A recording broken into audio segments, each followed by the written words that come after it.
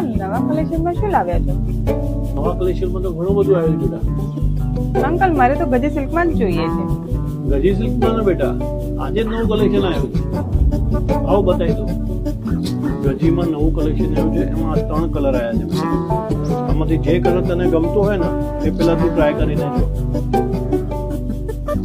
3 colour સરસ.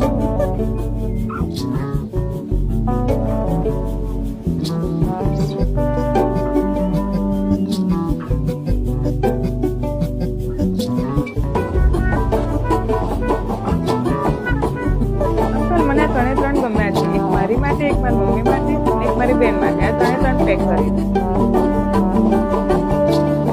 Thank you uncle. Welcome.